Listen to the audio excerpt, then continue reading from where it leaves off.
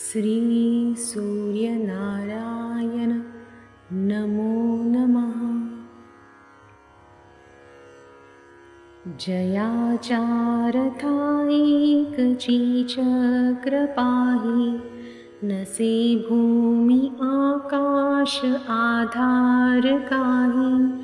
असे सारथी पांगुळा त्या रथासी, नमस्कार त्या सूर्यनारायणासी।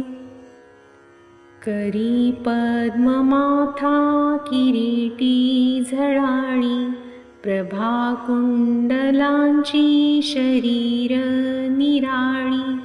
पहा रश्मी ज्याची त्रिलोकासी कैसी, नमस्कार त्या सूर्यनारायणासी।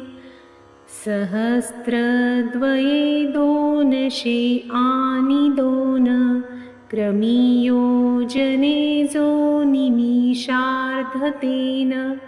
मना कल्पवेना जयाच्या त्वरेसी, नमस्कार त्या सूर्यनारायणासी। विधि वेद कर्मासी आधार करता, स्वधाकार स्वहादि सर्वत्र भोक्ता।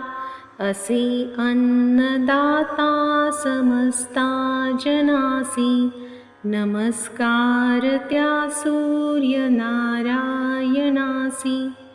युगे मंत्र कल्पांत ज्याचे निहोती, हरि ब्रह्म रुद्रादि ज्या बोली जेती। क्षयांती महाकाळ रूप प्रकाशी, नमस्कार त्या सूर्यनारायणासी।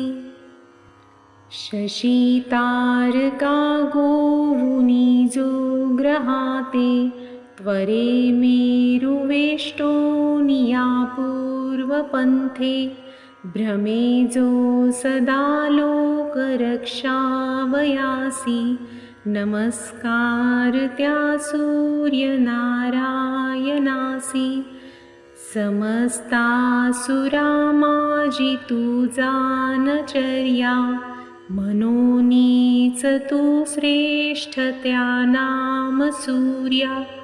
दुजा देव जो दाखवी स्वप्रकाशी, नमस्कार त्या सूर्यनारायणासी।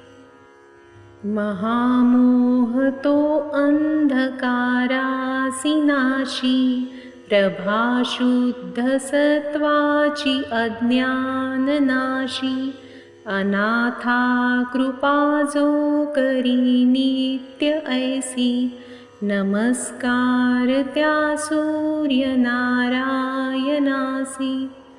कृपा ज्यावरी होय त्या भास्कराची, न पाहू शके शत्रु त्याला विरंची।